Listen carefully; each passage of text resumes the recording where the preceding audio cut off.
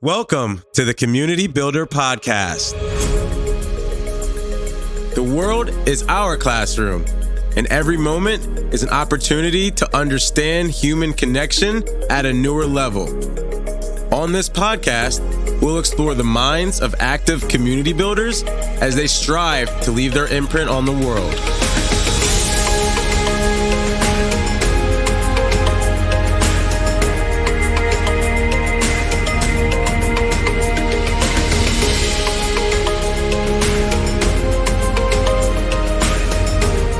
I am your host, Travis King. Let's build. Before we get started, we would like to thank our sponsor, Cruise Control Music, the ultimate audio branding experience. Cruise Control Music creates custom, authentic sounds and music to showcase your brand identity and is a direct reflection of your vision, goals, and values. If you're looking to start or level up your podcast experience, log on to cruisecontrolmusic.com. Thanks for, hopping on with me and making the time to speak again. I'm super excited to chat with you. I took another look at some of the questions that we went over, and I'm just also just super excited. There's been a lot of discussions, at least that I've been having about some of the importance. I was speaking with one woman yesterday who runs a community, and she's been embedded in the WordPress community for, I don't know, maybe 10 years or something like that. She's a community OG. And she was like, Travis, there's not a podcast for community building. And I was like, really? She goes, yeah, thanks so much for taking this on. And again, in my head, this is just this little research project that, is adding value from both ends, right? Collaborating and creating content together. And in her eyes, it's thank you for putting this community podcast out into the world. And I'm like, oh, wow, this is way bigger than I would think coming from her end. I didn't expect that. Yeah, no, we're a community of community builders. So definitely the more we can do to talk about and share our best practices and our programs, the better. Yeah, I totally agree with that. And I love that as well. And also another, I guess, a couple of quick things before we kind of jump into so one being that the questions that I just double check. I know you mentioned via email that the questions were fine, but just want to double check again. Were those good for you, or is there any other things that might have popped up during talks today, or that you've been top of mind that you either want to talk about, riff about with, or anything like that that wasn't on the question list? I don't have any prepared notes or anything like that. So I think the topics that we talked about before that we see on the list, they look great to me. I think we'll kind of see where the conversation leads us. Cool. So that's super helpful.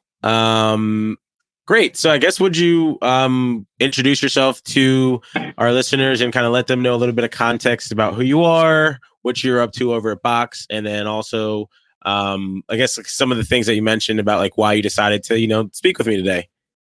Oh, yeah, sure. So my name is Scott Dodds. I'm head of community at Box.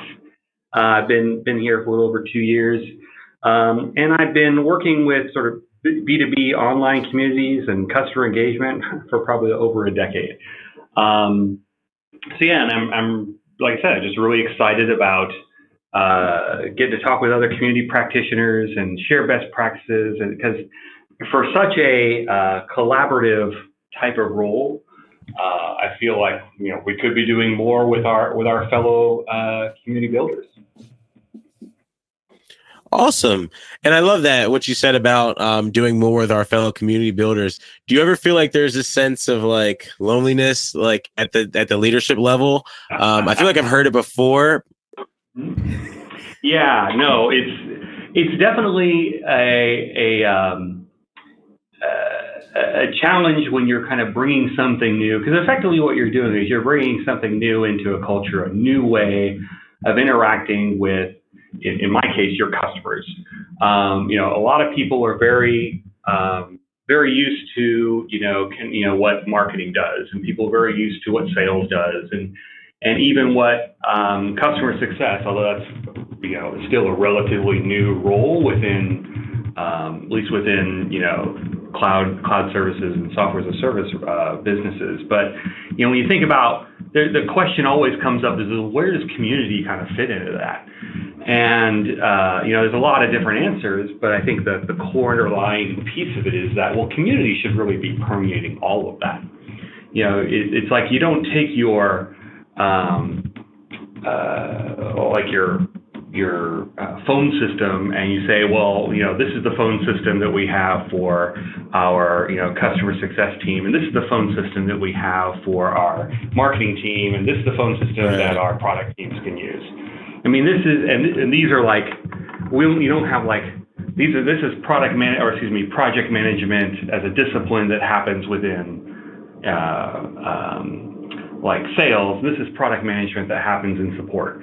I mean, obviously there are differences and nuances there, but the overall discipline and the practice of collaborating and working with others and communicating is really one that permeates. The difference here is that community is it's relatively new to an organization, and the concept of communicating sort of in mass is not one that necessarily fits into most people's experience. Most people don't have experience communicating.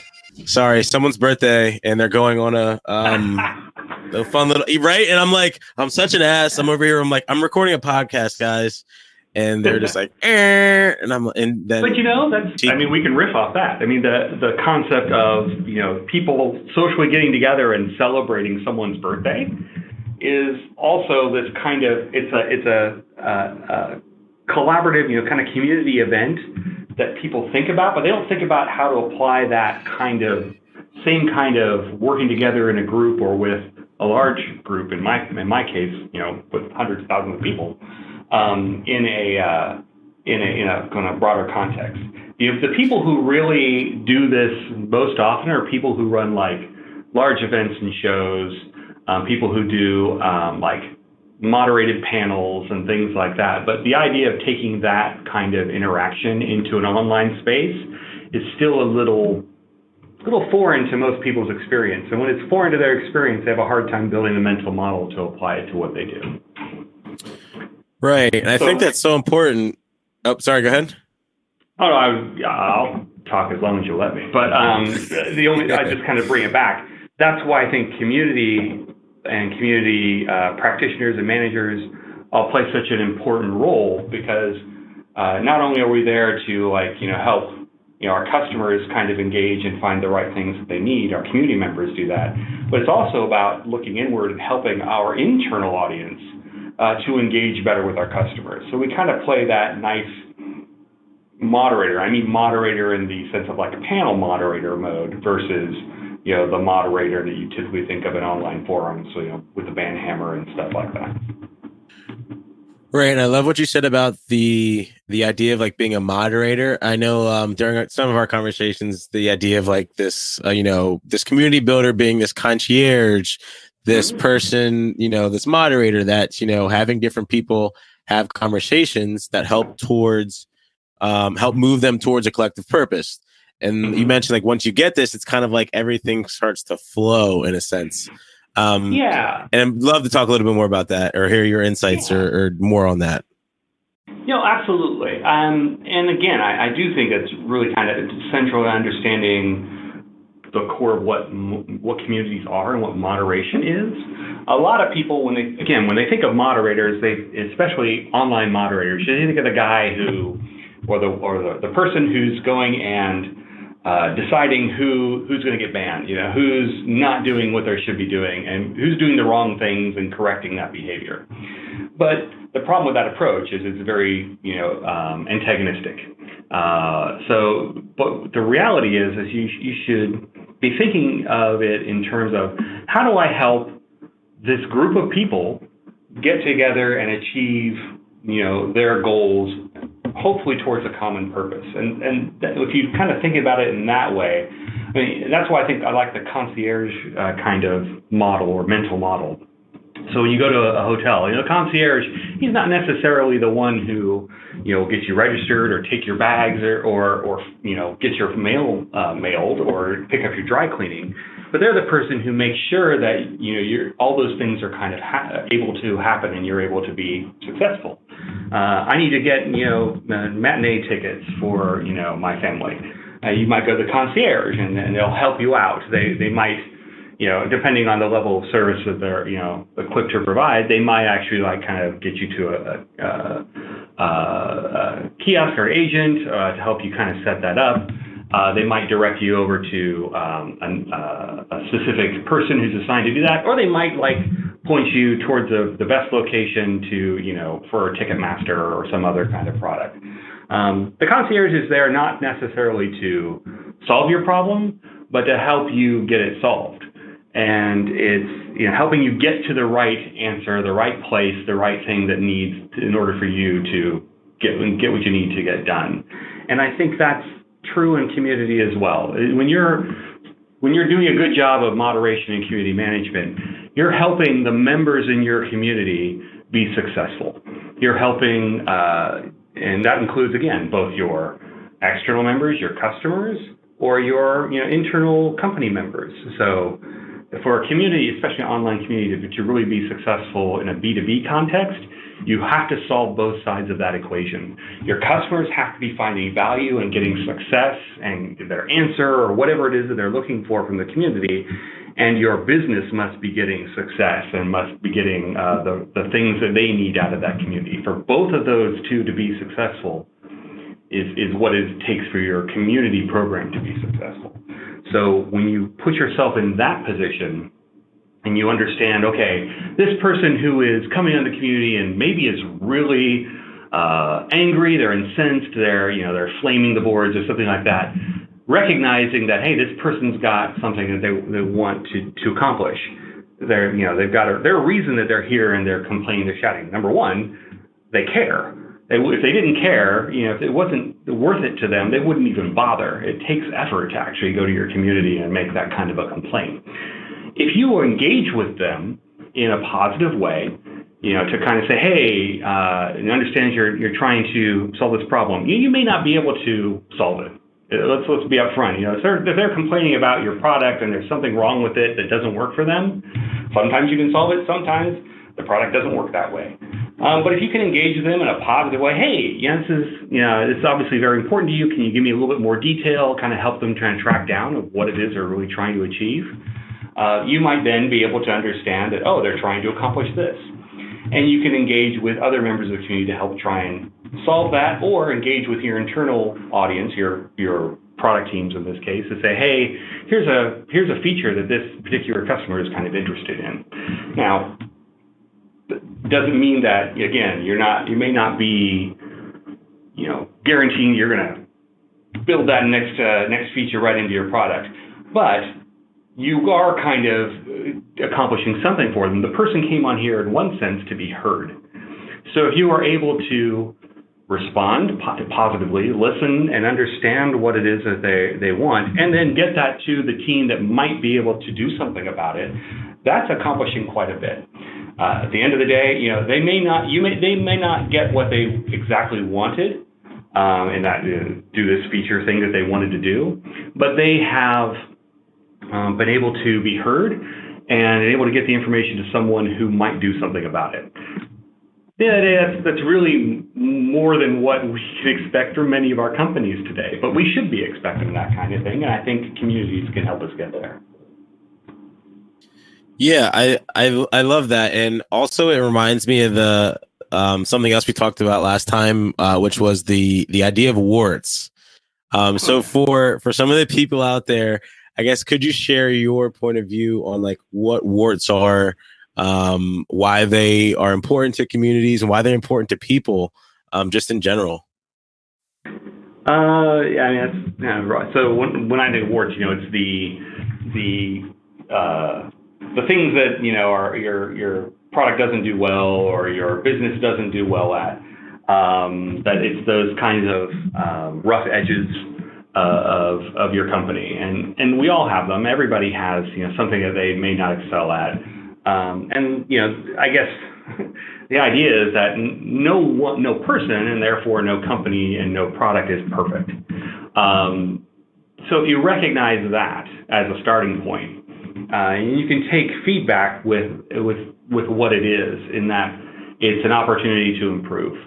And people complain about warts not because this is the thing that is destroying their life or whatever, or that they hate the product or can never do it, but it's because they care. They want to be successful with your product. They want to do these things with your company. But because of these rough edges, they're not able to, or they're not able to do it as well as they'd like. So them coming and telling you about that is not a bad thing.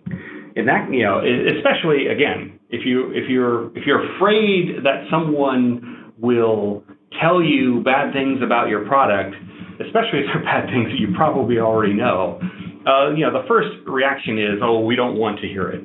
We already know that part's bad. We don't want to hear it. We don't want to advertise it. But I think that that's a missed opportunity to engage. And in my line, and this may not be true in every line of business and every organization, but in the work that I do and the companies that I'm with, it's generally what drives your business forward is people actually using your products at its most base level. If people aren't using your products, then they're not buying them again. They're not repurchasing, renewing, whatever, and then you're losing the customer. So the opportunity to engage with those customers who are experiencing trouble or rough patches with your product is almost a godsend. These are things that people can come to us and tell us about their experience in a way that we can kind of engage with them on. And again, you can't always do everything. You have to, like any business, you have to prioritize. Like any organization, you have to prioritize what it is that you're going to do. But even the fact of like, hey, thank you for number one, thank you for letting us know about this. This obviously is important to you. I would like to, as a company, I would like to get this to the people who can possibly listen and maybe do something about it. Now, it's not to say though that you can't do everything, and I think it's very important to remember that even the people that really care and are really enthusiastic are not always your target market. So there is that balancing act. It's like people who come in and who have complaints about your product or using your product. Sometimes it's because your product's not designed to do that thing, and that's known and it's expected, and it's not something you're going to do. I think you can still engage and be honest and upfront about it. And at least people will then kind of, one, know that you heard them and you understood it, and that you respectfully made a decision. And then they can make a decision, whether to continue using that product in that way while recognizing that it's not going to improve, or perhaps find another solution. And I think those kinds of interactions can all be very positive. So it's important that when you engage from the sense of, I'm trying to help people be successful, and some of the ways you can help them be successful is to help them make good decisions about how to use your product. But it's those people who know these rough edges though, and who tell you about them are such a valuable resource, because there's no other way that you can improve. We obviously build and design things to work in a way that we think works. But it's not until, you ask any product manager, it's not until that product gets in front of a customer and they're trying to use it in some way that you really find out how well it works. And, we're not going to get it right the first time. We're not going to get it right, a couple of times. And we have to keep iterating, improving, and making it better. And the best way to do that is to get the feedback. And if we are not engaging with people who do give us the feedback, then we're not really taking advantage of that opportunity. Yeah, I think that's really important too, especially as I talk with more and more people about like just being completely transparent and honest about the things that they don't want to talk about. And I think that's super important, just even in human relationships, to like tell your significant other or to tell your friend like that something is on your mind, and like to not be offended that you're bringing up something that like you think needs to be discussed. I think that's something that people hesitate with.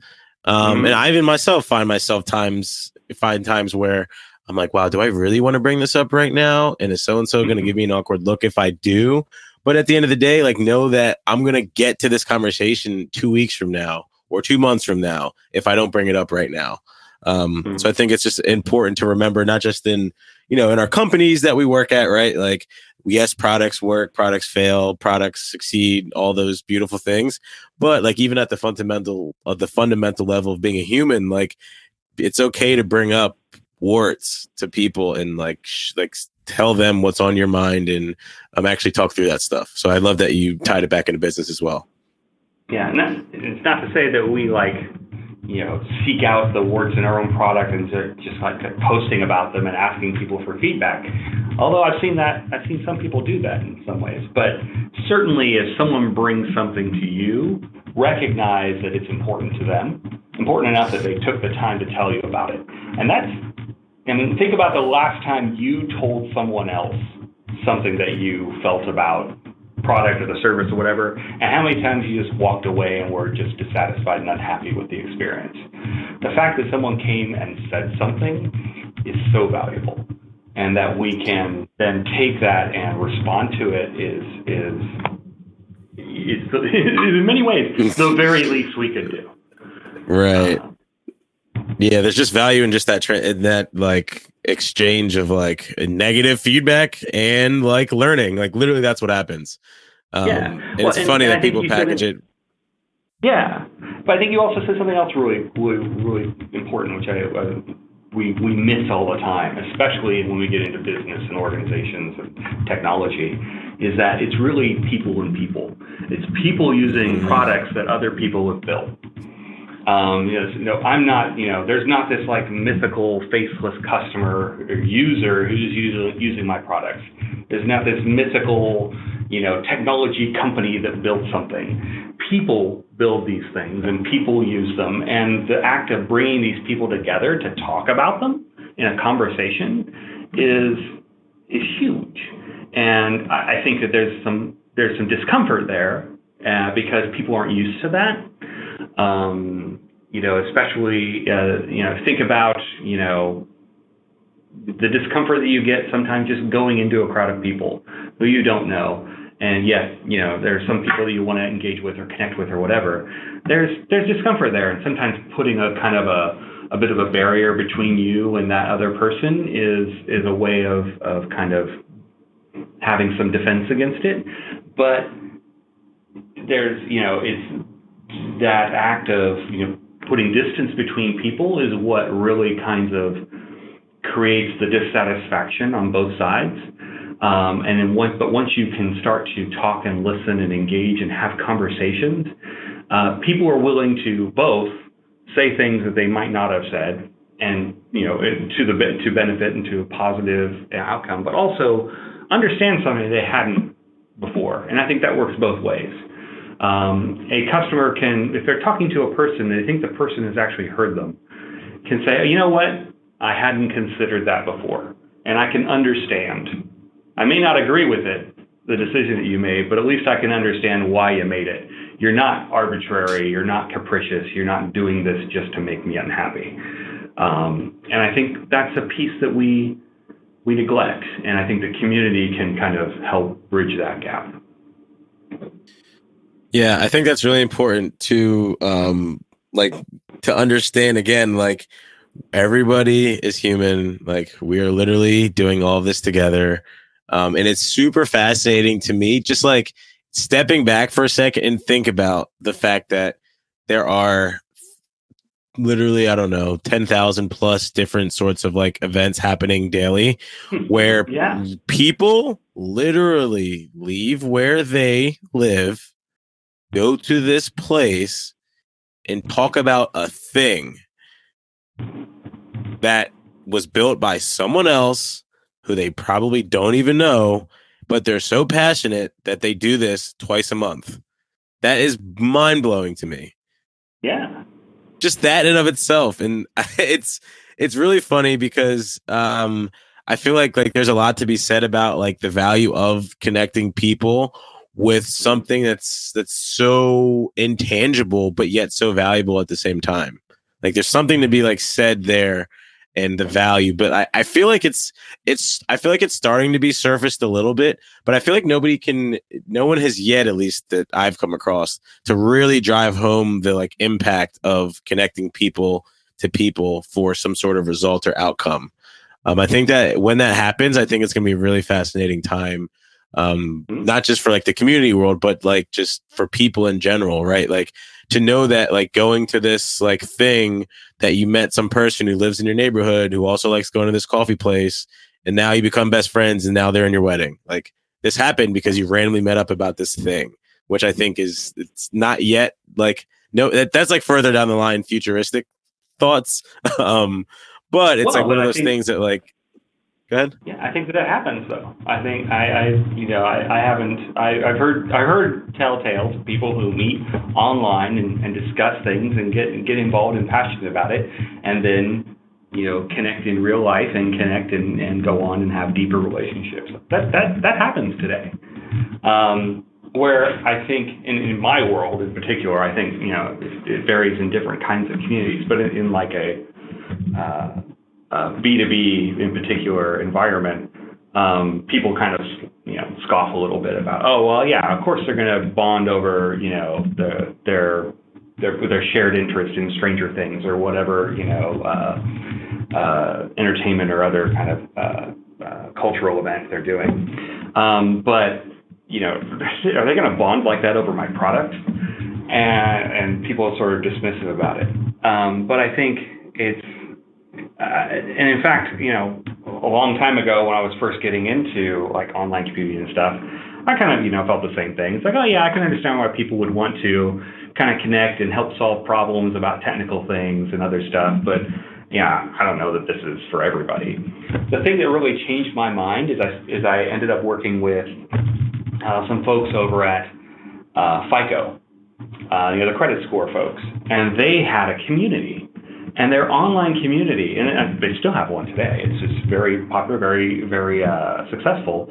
But they were engaged, they had people engaging about, financial things and credit scores and things like that. And they were really passionate about it. And they were really starting to engage. Now, I don't know if any of them like connected and got married, but they were certainly, very much engaged, and they, attended, user conferences and other kinds of things. And they were very passionate about it, and I think that's the key. And for them, if you kind of like dove deeper and peeled back the onion a bit, it was because they were very passionate about financial stability and security and things like that. And they were like very much things that affected them in very strong ways in their personal lives. But if you can think about some like admittedly as dry as your FICO credit score can be, it has a meaning and it has an impact, it has value, and you can tie into that. You can see how that value can touch someone on a personal level. Then you can see how they can become passionate about it. And I think there's many things that are like that in our lives, and we become passionate about like these hunks of metal that sit in front of us that we type into all day. It's it's a machine, and we some things happen on it, but our experience with it is such that we have like these huge avid followings of like companies like Apple because of our experience with that machine that they've built. And Apple would probably be very unhappy with me calling it a machine, because for them it's an experience and a brand and everything else. But think about that, and think about what you do that impacts people's lives, and how your community kind of reflects that shared purpose of how can we make people's lives better through this thing. And that's the passion that you can tap into and that you can help people to achieve. And once you've reached that point where you really are trying to help people to achieve this hopefully shared passion, and then you really have a community of an active and engaged community, because that's what's bringing everybody together. That's community in not the like online sense of the word, but in the like, the formal, sociological, meaning of that term. Right, like belonging and acceptedness Hmm. and all like the fluff that doesn't have Right. direct value to people, but it's definitely things that you can feel and sense. Yeah, it's not the business value that I can sell, but it's definitely the personal value that gets to the heart of what connects people to each other. Right. I mean, I think there's something interesting in what you just said about the business value and the personal value. What is Hmm. it? I mean, is it separate, to be honest? Because I have this theory that I haven't shared yet, but I'm gonna share it. And it's that, like, at the end of the day, like, the way that I view community is, at least from the business standpoint, like a business point of view, is that, like, these companies are creating these cool things for people to play with out in the world. And I'm just like imagining all of these, enterprises giving adults playgrounds to just go have fun and do whatever they're passionate about. You like virtualization, you go there and you go play with that thing at this place. Oh, you like Hmm. hiking, you go do this, hiking thing with these hiking boots and this water pack. Oh, you like knitting, you go to that knitting thing. And it literally just giving people a place to play. And at the, like, does it really, like, do we ever have to have this like business value versus personal value when, like, at the end of the day, it's like the humans are the people, which means it's all personal at the end of the day? You know what I mean?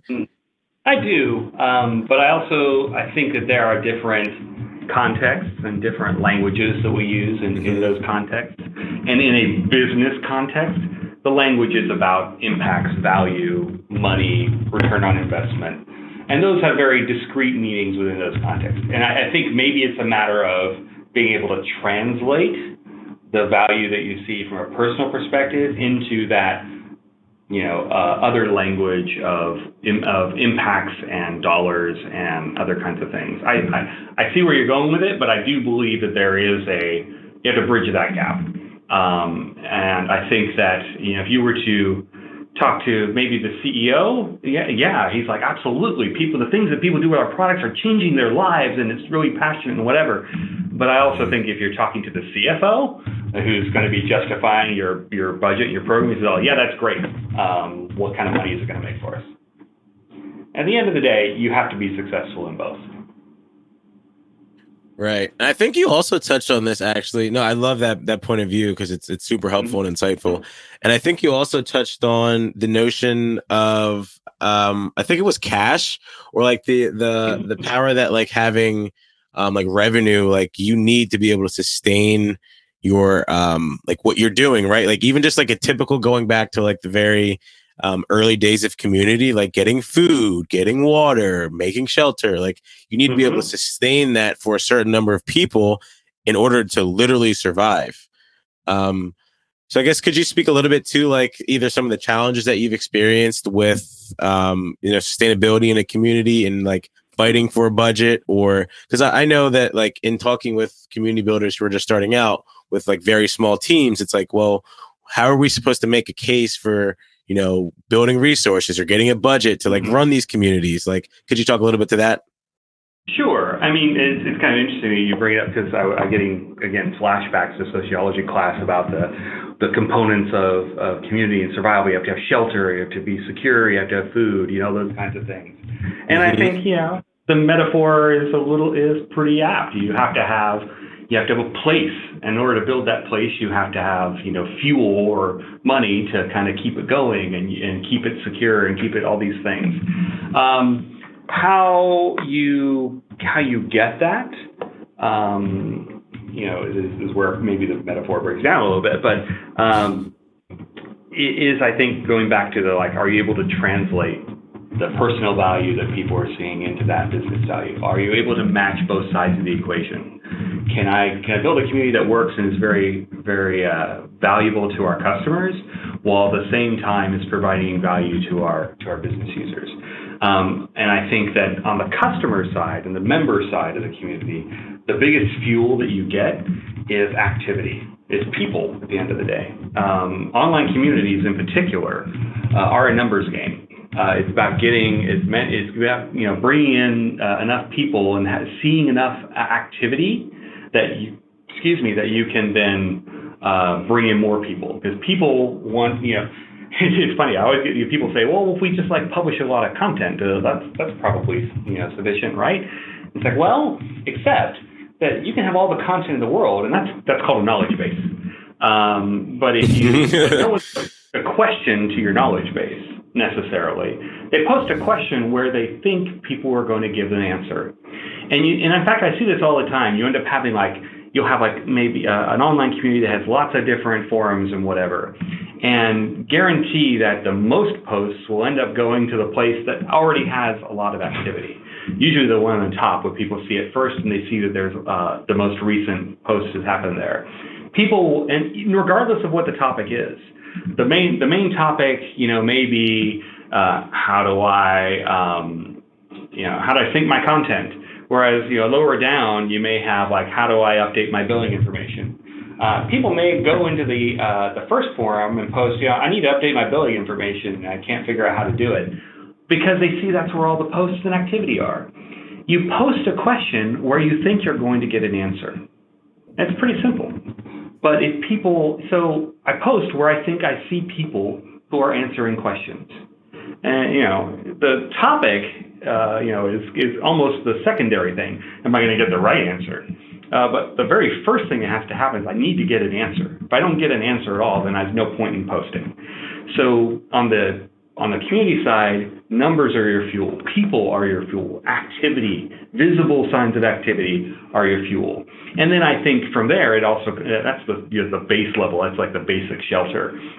But then to kind of make it thriving and exciting and positive, it has to have things like, positive recognition and reinforcement and active engagement with people and moderation and other kinds of things, which help to make it a positive experience as well. And escalation in order to get answers back from other things or to get them to the right place to get those answers. On the business side, what they're looking for out of the community is that it solves a business problem. So that's great. You have all these people coming to your community answering questions and doing these other things, but what's it solving for the business? If it's not solving anything for the business, then I could spend those investment dollars somewhere else that will. Now, the reality is we probably are solving lots of things for the business, but we have to be able to articulate it. So we have to say, because they're answering these questions here in the community, we have community members answering these questions. That's, getting, answers to people that our support team doesn't have to answer. And by the way, because we're answering it once, but 100 people then saw that answer in the last week, and so we answered with one response in the community, we answered the question 101 times. That's a far better cost savings than having 100 people contact your help center for it. So that's why a lot of communities in business and B2B often start off with a support context, because that's the most easy to justify financially. The business can very quickly see, you're solving a question there. I don't have to solve it here. I can save some of those costs, or I can use those costs in better ways. But I think you can kind of think about that, all the different kinds of communities there are too. It's like, I'm trying to do a sales and marketing kind of community. So, I need to generate, leads and prospects from it. I need to start talking about thought leadership and other kinds of things. So you need to be able to track those events. So you need to be able to, show those stories back to the business and preferably with numbers behind them. I'm building a product-oriented community where I'm trying to get feedback and really close that loop on ideas and suggestions from our customers. Okay, so what kinds of ideas am I getting, and what features am I improving of the product? What adoption am I getting of those new products because people have been able to engage in the betas? All those kinds of things. Think about what the business problem is you're trying to solve, and usually you can think of a way that a community can solve that at scale for cheaper, better, faster.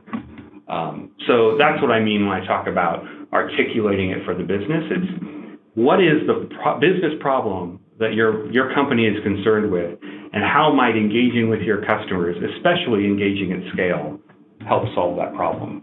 The hard part about that is usually then, and how do I measure it? How do I prove it? So that's when you really have to get into the web analytics side of it and tracking and making sure you're not just seeing what's happening on your community, but then tracking it back to an event that happens outside, like a product or your marketing pipeline or your case creation or those kinds of things. So it's funny that communities often struggle when they sit on that island and they talk about how wonderful the activity is going on in the community. But where they stumble is where I need to tie this back to the business, because the business is what supports it and makes it grow, but it needs to understand that investment is worth it. Yeah, I think that's super interesting. It's funny because I was thinking of what was that movie with the soccer ball on the island? Tom Hanks. Yeah, that movie. Castaway. Castaway. Yep. So I'm totally thinking about Castaway, and I had this like interesting revelation where I'm like, oh my gosh, like this is like people building their own Castaway islands, when in reality, like these are like all the organic communities that pop up all over the place. Like, right. Like I'm sure there's a Box organic community that started, and there's an Amazon one, and there's a Microsoft one. And then now it's like, okay, like these companies and these corporations almost in a sense like have to come in and like rescue them with this like secret mission. It's like, okay, like let's actually clean this stuff up. Let's come in there and figure out how we like help you in the best way possible to help you get to where you want to go. Because again, like in the movie, had something not happened, he would still be on that island. You know what I mean? And so I kind of, yes, the soccer ball that had hair and had a face. Exactly. Yeah. And it's funny to say that, but like think about like when I like actually put those two in a comparison, I'm like, oh my gosh, like they're building this thing. Like they kind of know what it is. They know that they're using like, you know, this technology, but like, wouldn't it be super helpful to have support from the organization that built it? Like, I don't know. I thought that might make sense, you know? Yeah. Well, and yeah, going back to the island, think, well, what are the things that he needed to start with? Well, he needed, you know, shelter, and he needed food, and he needed companionship. He needed someone to connect with and engage with. And I think those are all pieces that you can help build. I think that kind of like to touch a little bit on what you mentioned about having organic communities that have kind of grown up. One of the questions that I remember being asked quite a bit back when I was more on the consulting side of things was, how do we, you know, what do we do about these? We got customers who are going to these other places, like they built their own community or someone else is doing a community about it in these forums. What should we do when we launch ours? Should we try and like steal their members, or how should we do this? It's like, I'm like, no, it's not the first thing you realize is it's not a zero-sum game. It's something that you can engage with as well. And in fact, I often recommend that you would reach out to those folks who have built these communities in advance, because in many ways, sometimes those people can actually be your most active and passionate users in your community, the runners, the owners of those communities themselves. So you reach out to them, you engage with them, and you say, hey, we're going to be launching our own, you know, forums, but, you know, we're certainly not here to compete. We're here to kind of, you know, fill in what we think is a gap of our participation in this broader community that exists across these different platforms. So, you know, we just want to know that if you run into any issues and you would like to kind of bring them over to our side, we'd be happy to. And then certainly if there's events and things going on in your community and you think that there might be an appropriate time to promote them on ours, you know, engage with us. We'd love to talk with you about it. But community itself doesn't have to be a zero-sum game. Your community, the community that you're running doesn't have to take from somebody else to be successful. And in fact, the more you engage and interact with those groups, the larger your community becomes. It really is one of those sort of areas where you can build off each other and both people can win. It's a win-win scenario.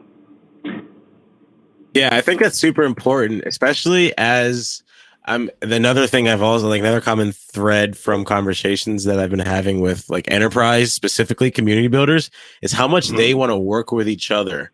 So like, I guess what would like a beautiful world for you look like, being that you're at Box, right? Like what would a beautiful world of like collaborations between like Amazon and Microsoft and even competitors of yours, like what would that look like to you? Well, I mean, I think again, for a community to be successful, you still have to do the needs of the business. That's why you might have your own branded community, a place where you can kind of, say, place to engage.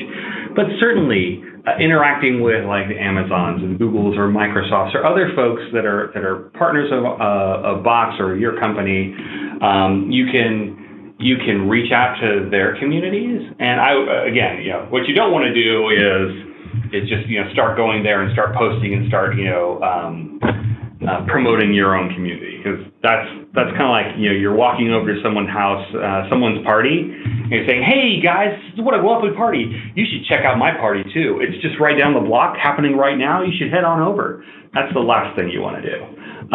But there are obviously shared interests in many cases with our increasingly connected world, shared customers. So reaching out to the owners of that community and saying, "Hey, I represent, the Box community. We're doing some things there. I know that some of our community members also engage in your community. I'm just wondering if there are some opportunities for us to kind of connect." I think that you want to be a little careful about that, especially in the business world, that you're doing that kind of in line with your own, business development teams. So that, you're not stepping on any kind of other agreements or arrangements that have been going on. Human relationships are in many ways, especially when businesses are associated, can be kind of complex. So be a little careful and make sure that you're talking to people and communicating. So communicate both inside and then outside as well. But I think oftentimes you can find all these kinds of chances are, in fact, if you go to your own business development team first, you can find some joint things that you're already doing with these partners or these groups. And you can use that and say, hey, use that as your opportunity to reach out and engage. Hey, I know that our teams are working on this joint project. And again, make sure that your business development team is cool with you engaging, because it may be even sensitive information within those companies. So always, again, respect your own commitments, your own promises and NDAs and things like that. But having that understanding is very powerful to go forward and say, hey, reach out to their business development team, get the business development teams to broker a connection and say, hey, I'm representing the community, I'm sure we do this joint thing, would love to kind of, some of our customers might be really interested in talking about it. Maybe it's something that we can do an event on or collaborate on together. Some of those can be kind of complicated. You see, I've already kind of had to go through business development to other teams and collaborate on that. So some of these relationships can be complicated and have contractual elements to it. So that's why sometimes they're harder. But it doesn't mean you should avoid them altogether. And they can be really powerful, especially to bridge groups of people from your communities that maybe you didn't have an opportunity to engage with before. So the opportunity to grow both sides. Yeah, I love that. And I think that's also another thing. It's like, it's one of those secret hidden powers, because I've also seen, at least from the platform side here, that there are multiple teams at companies that use community, and there are a lot of things in a lot of different ways that I've seen people use, the platform. And so I'm definitely, I guess if one last thing to touch on, it's how you've seen across business unit function or use cases of community for a product team or a sales team or a marketing team or a support team or any sort of cross team community use cases. Yeah, no, I think communities are extremely powerful and sometimes very unique in how they cross silos so quickly within organizations. And with organizations, you have these the natural thing to do is to kind of focus on what your team's mission is and to accomplish it. And other things outside of that mission tend to just distract and make you lose focus.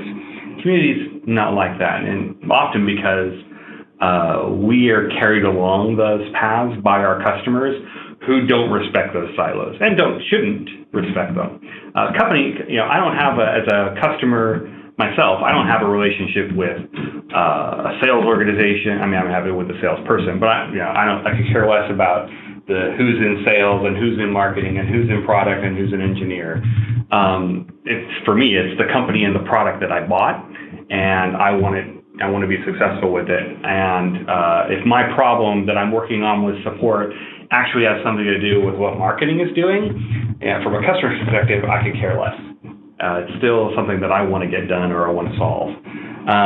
So on the community side, you're often kind of in that position of coming from voice of the customer kinds of perspectives and saying, hey, this is something that our customers are experiencing a challenge with across these groups and teams. And oftentimes you're in the mode of bringing these groups together to have a conversation about it. But a prime use case or example that I've seen multiple times, or things like this happening, is those natural places where teams come together, but often not very well, like beta programs. A beta program is actually a really interesting type of thing, because you're bringing in obviously your engineering and your product teams, but your product marketing teams are often very heavily involved, and marketing teams are involved. Sales and customer success might be involved, because they're bringing specific customers into those betas. Your support team has to, know how to support it. Your compliance and legal team are often involved in setting up language and terms and everything like that. So you just name it. When you're bringing a new product to market, a new feature, a new something, there's a lot of different people that all of a sudden have to work together in ways that aren't like clear cut in stone, especially if it's such a brand new product that it's really changing how people are working together. Those kinds of beta programs, if you can facilitate the engagement of those on the community, you can also start to bring the customer into that context.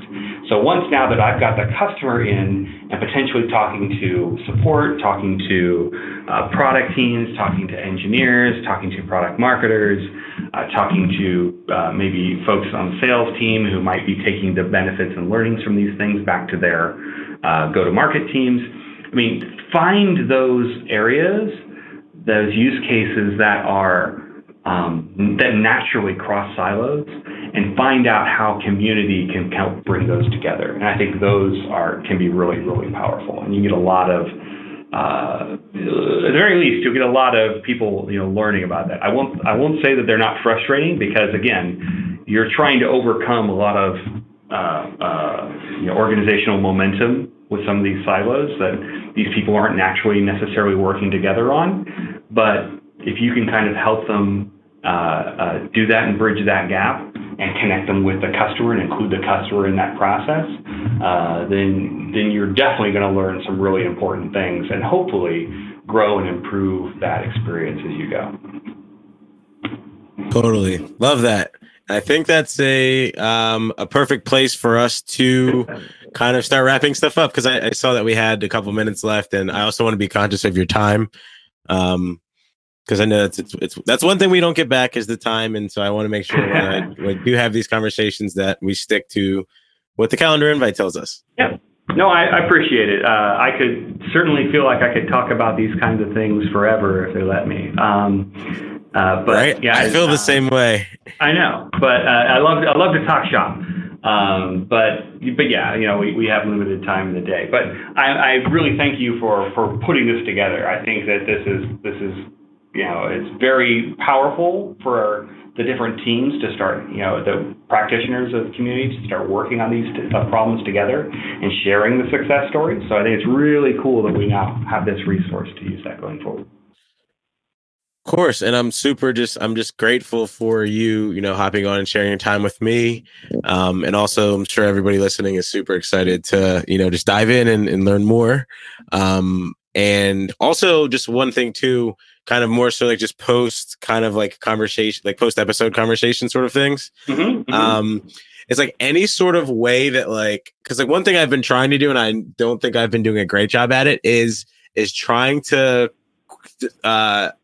be a soundboard in a way for where people can talk to me. Yes, I know that I'm still new and I'm still trying to kind of find my way in the community world. But one thing that I have been noticing is that there's a lot, you also said that this is a great resource. So for me, I'm wow, how do I make this better?